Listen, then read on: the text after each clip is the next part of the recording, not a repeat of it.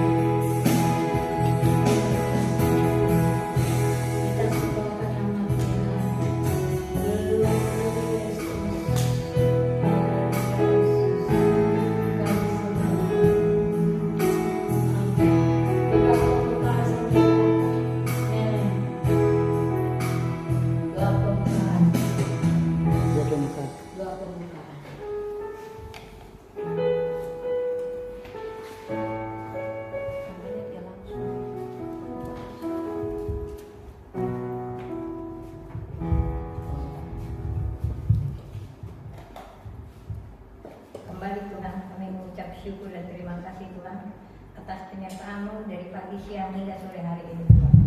Tuhan, bukan jaga perkata kami Tuhan, tapi begitu besar anugerah-Mu kepada kami pribadi. Tuhan, di dalam ibadah sore ini Tuhan, kami akan memuji dan memuliakan nama-Mu Tuhan. Kiranya Tuhan menyertai kami dari awal hingga akhirnya. Di dalam peribadatan ini. Terima kasih Tuhan Yesus, terima kasih Bapa. Di dalam nama Tuhan Yesus kami telah mengucap syukur dan berdoa. Haleluya, amin. Puji Tuhan, senang kita masih berdiri. Naikkan lagu hanya dekat Allah saja aku tenang.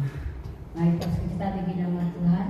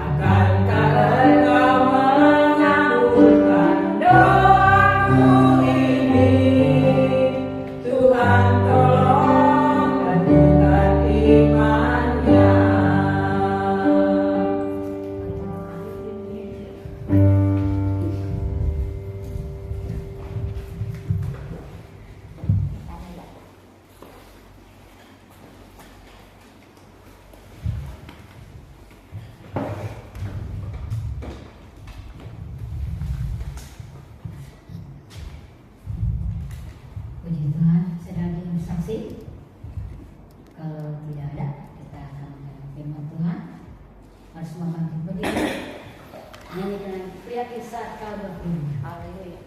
Haleluya.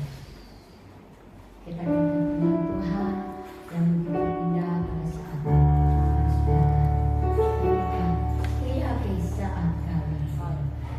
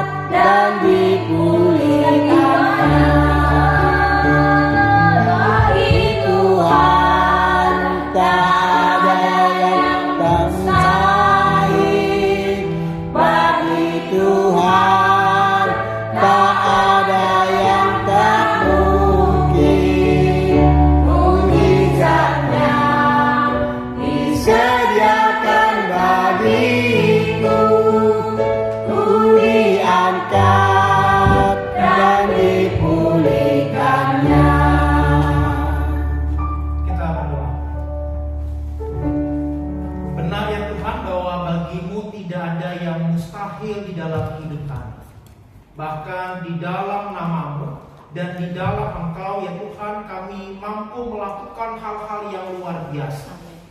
Oleh karena itu ya Tuhan, pada hari ini, pada sore ini, ketika kami akan bersama-sama memperdengarkan firman-Mu, kami akan diisi oleh firman-Mu. Biarlah Roh Kudus-Mu itu yang menerangi hati dan pikiran kami, supaya hidup kami pada akhirnya menjadi sebuah mujizat yang nyata, mujizat yang besar, karena firman-Mu itu yang berkuasa di dalam hidup kami. Karena itu buatlah kami mengerti ya Roh Kudus ketika kami membaca dan mendengar firman-Mu, sehingga firman itu tidak lalu begitu saja, tetapi boleh sungguh-sungguh diam di dalam hati kami, mengubah hidup kami, dan memampukan kami berbuah, menghasilkan buah-buah pertobatan. Bersabdalah ya Tuhan Yesus, karena kami siap untuk mendengarkan suara. Di dalam nama-Mu kami berdoa dan bersyukur. Amin. Silakan duduk Bapak Ibu yang dikasihi Tuhan.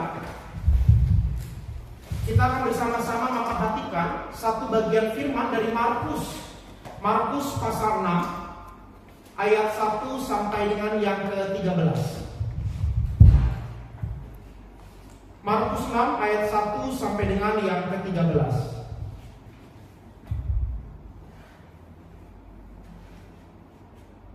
Yesus ditolak di Nazaret.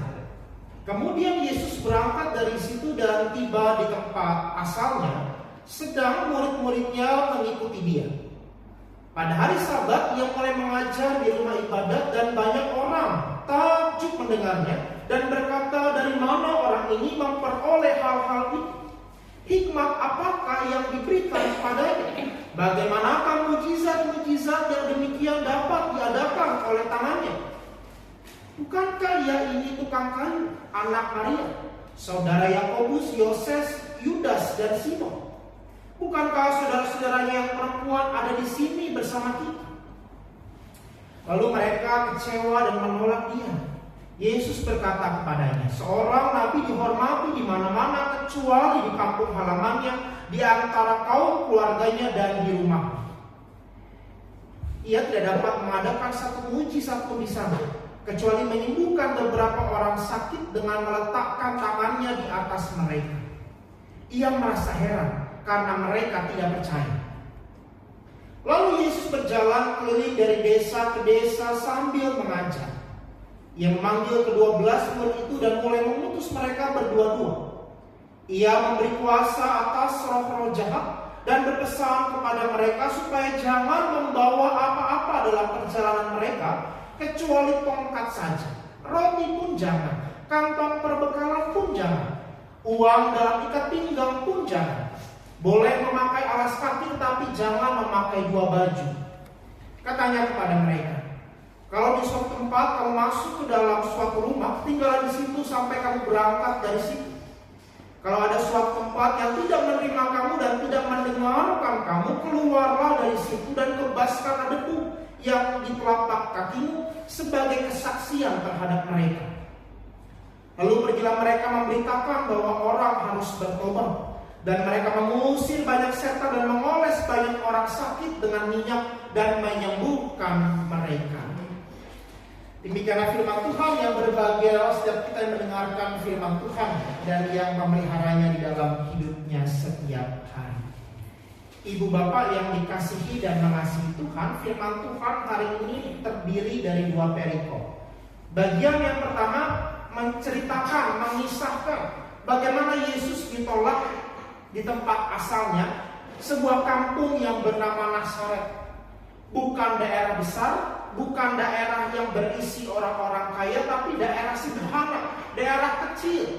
Tetapi daerah kecil ini isinya, kalau dalam bahasa kita, orang-orang songong, gitu ya.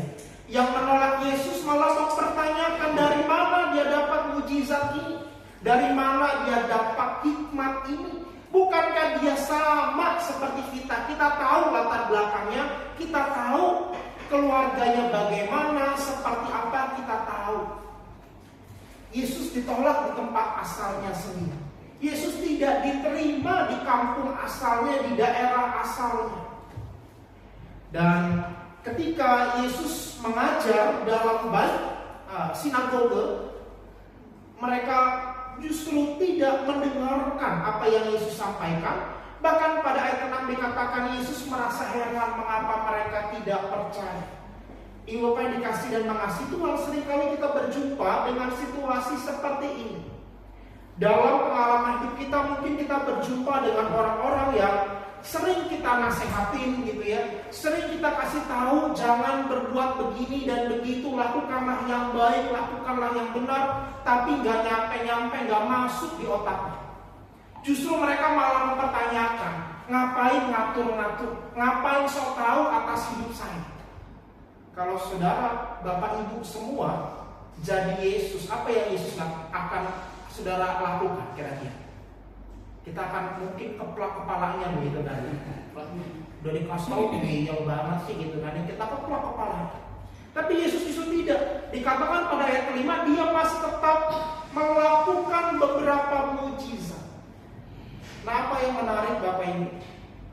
Kalau kita melihat kata yang digunakan dalam bahasa aslinya untuk kata mujizat, justru kata itu diartikan bisa diterjemahkan sebagai dinamis.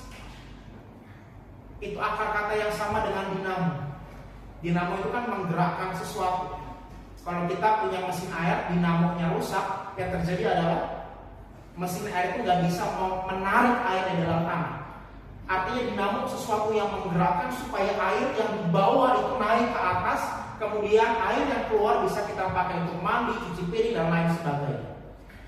Mujizat juga sama digunakan dalam bacaan ini adalah kata dunamis, sesuatu yang menggerakkan. Artinya apa? Artinya seharusnya orang-orang di Nazaret ini bertobat. Ketika Yesus gak perlu ngajar, Yesus datang menyatakan mujizat, harusnya orang bertobat. Nah, mari kita kenakan dalam diri kita. Berapa banyak kebaikan-kebaikan yang Tuhan nyatakan dalam hidup Bapak Ibu semua? Berapa banyak? Ada yang bisa menghitung? Berapa banyak kebaikan Tuhan dalam hidup Bapak Ibu? Bahkan ketika kita bangun pagi masih bisa nafas Bapak Ibu. Bukankah itu mujizat? Kemarin saya baru jenguk seorang tetangga baik di rumah yang lama di Pamulang Bapak Ibu. Seorang anak muda, usianya mungkin masih sekitar 5 tahun di atas saya. Tapi dia mengalami suatu sakit begitu ya yang agak parah, yang untuk bernafas setiap harinya Bapak Ibu dia harus menghabiskan 1 tabung oksigen yang besar ini. Dan 1 kali isi tabung itu ada yang tahu berapa harganya Bapak Ibu? Sampai kira-kira 200.000 Bapak Ibu hanya untuk 1 tabung oksigen. Setiap hari harus diisi karena oksigen itu bertahan maksimal 1,5 hari Bapak Ibu. Ketika habis, dia akan susah bernafas, berat nafasnya. Kalau kita masih bisa bernafas Bapak Ibu, bukankah itu mujizat? Dan kalau Tuhan masih menyatakan mujizat yang sederhana itu Bapak Ibu, sikap wajar orang beriman adalah bertobat. Bertobat. Kenapa? Karena apa yang Tuhan berikan itu adalah mujizat, dunamis, sesuatu yang harus membuat kita tergerak, bergerak melakukan sesuatu. Sesuatunya apa? Sesuatu yang menyenangkan hati Tuhan.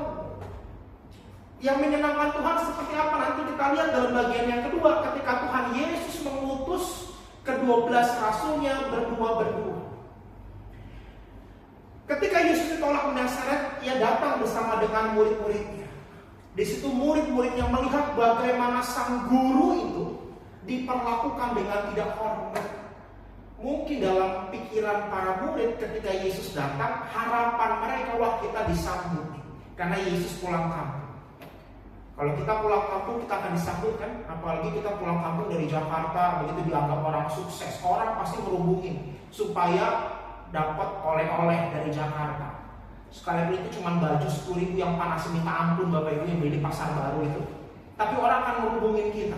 Kita akan disambut dengan baik di kampung halaman kita, di kampung asal kita. Tapi ternyata harapan hanya tinggal harapan. Nyatanya respon orang-orang Nazaret justru sebaliknya. Mereka malah mempertanyakan, dan pertanyaan ini Bapak Ibu sebetulnya ada pertanyaan yang agak kurang ajar. Melecehkan Yesus dengan sebuah pertanyaan, dapat dari mana hikmat ini? Dapat dari mana dalam bahasa Yunani-nya? Dari mana Sophia ini? Sophia itu artinya hikmat yang sangat luhur, kebajikan, gitu ya.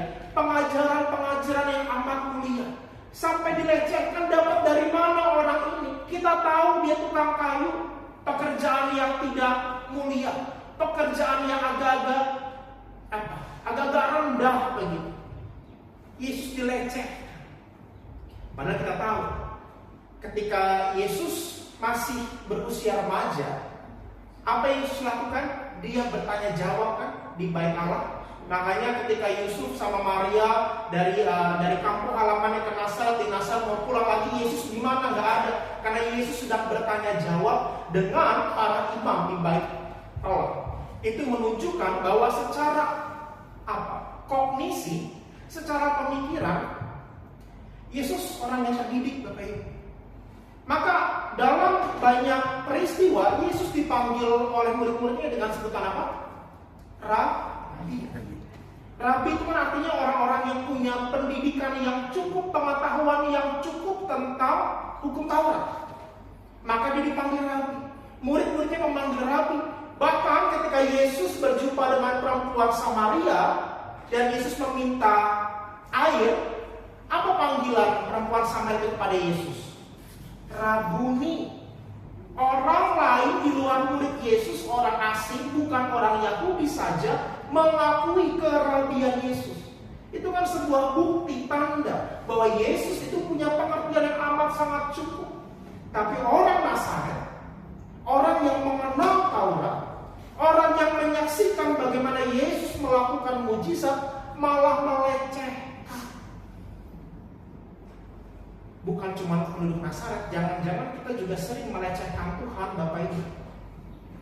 Melecehkan gimana Pak Pendeta? Melecehkan kita, pelecehan kita kepada Tuhan adalah dengan nggak peduli Tuhan ngomong apa, Alkitab ngomong apa, yang penting saya tabrak, saya senang, saya suka, saya lakukan. Urusan Tuhan nanti, itu urusannya hari Minggu. Kita kemudian membuat pemisahan.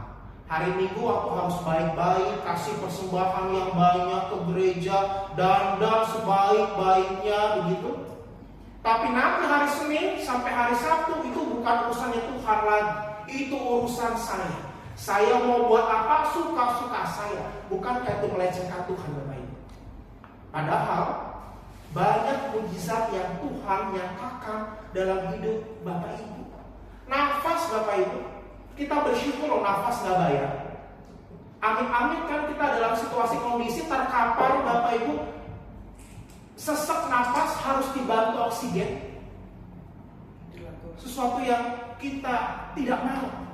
Maka Bapak Ibu, selagi kita sehat, kuat, Tuhan masih menyatakan kebaikan dalam hidup kita. Jangan lecehkan Tuhan. Jangan hinakan Tuhan dengan perbuatan kita yang menyakiti Dia, yang menyakiti sesama kita. Lalu yang Tuhan mau seperti apa? Yesus kemudian melanjutkan apa yang dialami di Nazaret dengan sebuah pengutusan kepada murid-muridnya. Yesus kemudian dikatakan Dia berjalan keliling dari desa ke desa sambil mengajar. Justru di desa-desa lain itu orang-orang tidak menolak kehadiran Yesus, menerima Yesus. Ini menjadi sebuah pelajaran berharga bagi para murid. Bahwa engkau melihat ada satu desa yang menolak, tapi ada juga desa yang menerima. Sikap para murid di situ dibentuk, Bapak Ibu. Dibentuk seperti apa? Dibentuk bahwa dalam situasi apapun, jangan pernah kehilangan semangat untuk membagikan kebenaran firman. Orang seringkali udah patah arang kalau ditolak. Saya pernah Bapak Ibu melayani, nggak jadi melayani waktu itu. Kenapa? Karena gerejanya ribut, Bapak Ibu. Gerejanya ribut. Ini salah satu gereja suku, Bapak Ibu, gereja Batak juga di daerah Jakarta Timur. Saya udah datang pakai kolar, lalu inang pendetanya bilang, Amang parkirnya agak jauh dari gereja ya, katanya. Saya pikir kenapa parkir jauh-jauh begitu kan? Pagi-pagi di olahraga kan males, Bapak Ibu. Rupanya sudah berkerumun lah orang-orang itu. Sinodenya rupanya pecah dua. Waduh, dalam arti pengalaman kita dia Bu Pendeta ya. Pecah dua, kemudian datanglah Eporus dari yang pecahan ini bersama dengan sekjennya mau masuk ke gereja. Di sana mau menyelenggarakan kebaktian pelantikan pendeta. Karena menurut si Eporus tandingan ini, pendeta yang melayani di resort itu sudah bukan pendeta lagi, sudah ditanggalkan jubah. Akhirnya saya menunggulah di mobil gitu untuk menghormati gereja itu. Saya tunggu 1 jam, 2 jam sampai tidur saya di mobil, Bapak Ibu. Akhirnya apa yang terjadi? Gak jadi ibadah karena ribut dua orang ini. Jadi Bapak Ibu, apa yang mau kita petik dari situasi seperti itu? Jangan pernah kehilangan semangat Bapak Ibu. Sekalipun situasi yang dihadapi tidak mudah Bapak Ibu. Saya kaget orang Kristen bisa sejauh itu Bapak Ibu. Ngelihat gereja, rumah Tuhan Bapak Ibu, rumah Tuhan digembok, bayangkan. Dan pada di dalam itu juga ada jemaat yang lagi berdoa, tapi digembok. Saya belajar secara pribadi begitu ya, berhadapan dengan orang yang beda agama itu mungkin lebih mudah. Tinggal kita cari win-win solution, maunya apa. Sama seperti gereja Pondok Kelapa ini, kita tanya maunya apa sih, gitu kan lebih mudah. Ketika kita tahu maunya mereka, kita coba penuhi. Tapi sama saudara seiman Bapak Ibu, waduh, bikin malu orang Kristen. Mana itu Epaulus ketika gedor-gedor pagar begitu, saya lihat dari jauh dengan kemeja polarnya, dengan kalung salibnya yang besar, malu Bapak Ibu, memalukan orang Kristen. Para murid diajar Tuhan Yesus. Kamu melihat ada konteks yang seperti itu, tapi juga ada gereja yang sangat terbatas Bapak Ibu, yang tidak bisa kasih stipendium. Tahu stipendium Bapak Ibu? Kita sering nyebutnya persembahan kasih gitu ya. Tapi bisa sangat ramah. Kita kalau suruh pilih yang mana Bapak Ibu? Kita pilih gereja yang ramah. Gereja yang konflik begini gak usah lah, biar mereka matilah kau sekalian begitu kan. Tapi Yesus mengatakan jangan. Untuk yang seperti itu pun juga kau harus layani. Kau harus datang ke situ juga. Maka Yesus mengatakan pada ayat yang ke-7 dikatakan Ia memberi mereka kuasa atas roh-roh jahat. Roh-roh jahat di sini jangan diartikan seperti ngusir genderuwo, kuntilanak, setan, enggak Bapak Ibu. Itu mah kelas cerek Bapak Ibu. Tapi roh-roh jahat adalah roh-roh apa? Keinginan menguasai gereja, keinginan untuk membenci sesama, mendendam, keinginan untuk korupsi dan lain sebagainya. Itu roh-roh jahat. Dan kepada kita Bapak Ibu diperlengkapi kuasa itu. Maka kalau kita diperlengkapi dengan kuasa seperti itu Bapak Ibu, ketika engkau bangun pagi, jangan pernah lecehkan Tuhan. Bersyukur karena Tuhan masih menyatakan mujizat. Dan karena Tuhan masih menyatakan mujizat, kesempatan bagi kita Bapak Ibu untuk mengalahkan roh-roh jahat yang ada di sekitar kita. Lalu Yesus berpesan kepada mereka, jangan bawa apapun. Bahkan untuk baju, bawa baju yang kau pakai. Jangan bawa bekal, jangan bawa roti. Cukup bawa tongkat, baju, dan satu kasut. Yang lain gak boleh. Artinya apa Bapak Ibu? Artinya jangan kita melekat pada hal-hal yang duniawi. Karena hal-hal yang duniawi itu bisa menomorduakan Tuhan. Sekali lagi ya Bapak Ibu, jangan melekat pada hal-hal yang duniawi. Karena ketika kita melekat pada hal-hal yang duniawi, percayalah, Tuhan pasti dinomorduakan dalam hidup kita. Karena orientasi kita mengejar apa yang fana itu. Sehingga Yesus mengatakan jangan bawa apa-apa. Kalau kamu masuk di suatu rumah, tinggal di situ. Artinya apa? Lakukan dengan baik tugas yang sudah dipercayakan kepada saudara dan kepada saya. Kalau kamu tidak diterima, kebaskan debu dari kakimu sebagai peringatan, sebagai teguran. Artinya Bapak Ibu, artinya teguran seperti apa? Teguran bahwa kita sudah menyampaikan apa yang baik, apa yang benar. Kalau toh nanti terjadi sesuatu dalam kehidupan mereka atas dosa yang mereka lakukan, biarlah itu menjadi tanggung jawab mereka, karena kita sudah melakukan bagian kita. Jadi yang dimaksudkan Yesus ketika engkau masuk ke daerah di mana engkau ditolak, tetap nyatakan di situ, nyatakan apa yang benar. Tapi urusan mereka terima atau tidak, biarlah itu menjadi tanggung jawab mereka. Urusan mereka dengan Tuhan, karena kita sudah melakukan bagian kita. Ayat ke-12, lalu pergilah mereka memberitakan bahwa orang harus bertobat. Metanoia, berubah cara berpikir. Metanoia bukan toko buku Bapak Ibu, tapi perubahan cara berpikir kita, perubahan cara menjalani hidup kita, perubahan cara kita melihat kehidupan ini. Dengan mengusir banyak setan, mengoles orang sakit dan minyak, dan menyembuhkan mereka. Artinya apa? Yang paling penting Bapak Ibu bukan mujizat-mujizat yang spektakuler, orang sakit jadi sembuh, buta melihat, lumpuh berjalan, tuli mendengar, itu nomor 2. Tapi perubahan hati yang paling susah Bapak Ibu. Mujizat itu Tuhan bisa lakukan dengan singkat Bapak Ibu. Tuhan membelah air laut merah saja dia bisa, apalagi cuma membuat saudara sakit jadi sembuh. Terlalu gampang bagi Tuhan. Yang sulit adalah mengubah hati manusia. Orang Nazaret sudah melihat kebaikan Tuhan, tapi hati mereka tetap degil, hati mereka tetap keras, hati mereka tetap tertutup, tidak tergerak untuk bertobat. Tugas saudara dan saya belajar dari firman Tuhan hari ini. Tuhan menyatakan kebaikan-kebaikan kepadamu, bertobatlah.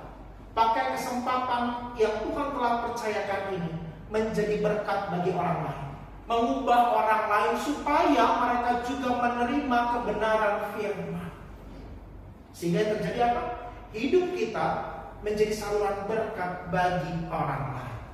Maka Bapak Ibu dikasih Tuhan, bersyukurlah untuk setiap kebaikan-kebaikan Tuhan.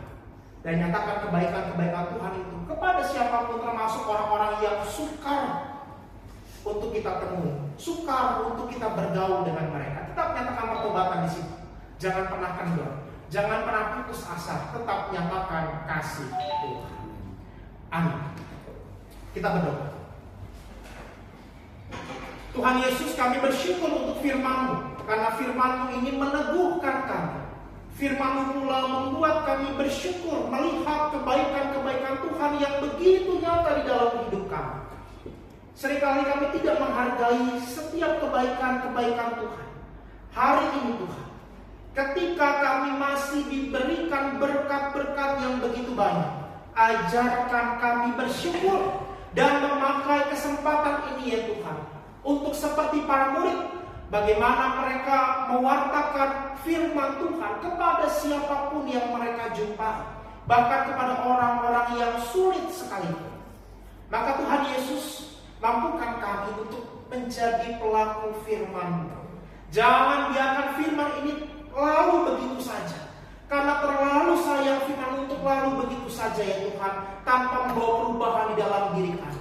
Hari ini kami mau berkomitmen, kami mau berjanji di hadapan Tuhan, untuk kami mau mensyukuri setiap berkat-berkat Tuhan, sekecil apapun itu, untuk kami semakin bertobat, semakin mendekatkan diri kami kepada Tuhan, dan memberanikan kami menjadi saluran berkat kepada siapapun yang kami temui.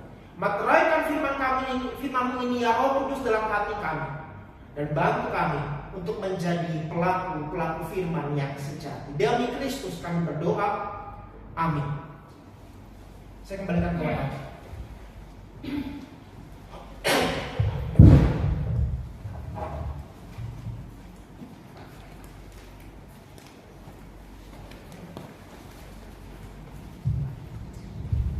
Puji Tuhan, kita akan persembahan.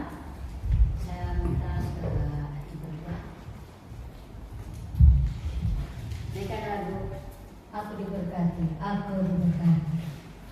Aku diberkati, sepanjang hidupku diberkati. Bila kamu pagi hari, siang berkati malam, aku diberkati. Aku diberkati, sepanjang hidupku diberkati.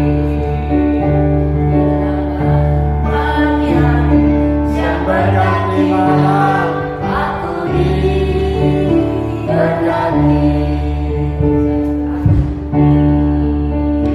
Berkati, sepanjang hidupku diberkati.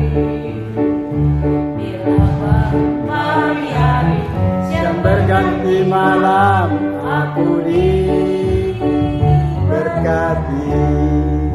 Kita bangkit berdiri, kita mau persembahkan kita kepada Tuhan. Kita bersatu di dalam doa. Tuhan, kami telah mempersembahkan persembahan kami kepadamu. terimalah persembahan kami ini dan kuduskanlah persembahan kami ya Tuhan. Supaya persembahan kami yang kecil dan sederhana ini menjadi berkat yang besar ketika Tuhan mempercayakan gerejamu ini untuk mengelola persembahan itu melalui setiap pelayanan-pelayanan yang Tuhan telah percayakan. Ajarkan kami Tuhan untuk selalu mempersembahkan yang terbaik kepadamu melalui setiap berkat-berkat yang Tuhan telah percayakan, bahkan terlebih daripada itu. Ajarkan kami untuk terus memberikan diri kami sebagai persembahan yang hidup, yang kudus, dan yang berkenan kepadamu. Dan pakailah kami ya Tuhan sebagai pribadi maupun sebagai gereja untuk terus terlibat menghadirkan kerajaan Allah melalui kasih, sukacita, keadilan, dan damai sejahtera. Terimalah doa kami ini, sebab doa ini kami naikkan dalam nama Yesus Kristus Tuhan kami. Amin. Kita mengangkat lagu penutup Terima Kasih Tuhan.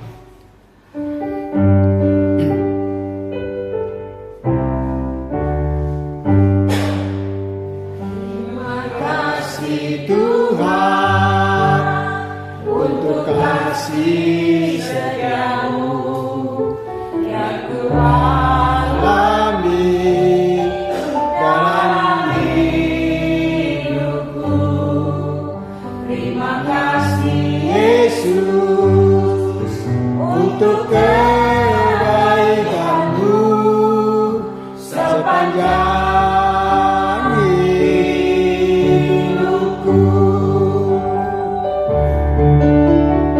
Terima kasih Yesusku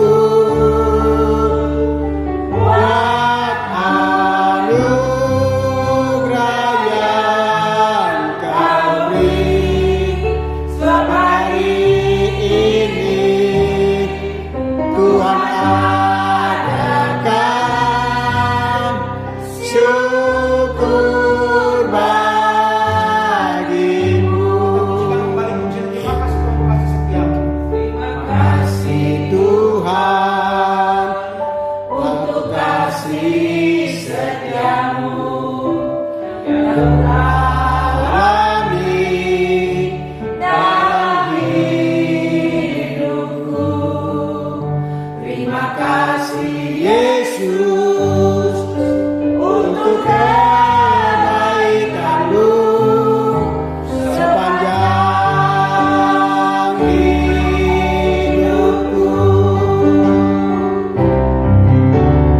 Terima kasih Yesusku buat anugerah yang Kau beri. Sebab hari ini Tuhan adakan syukur bagimu. Terima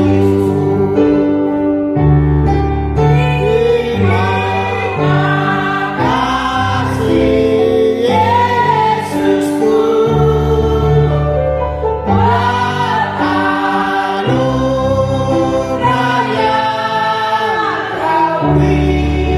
Sebab hari ini Tuhan adakan syukur bagimu.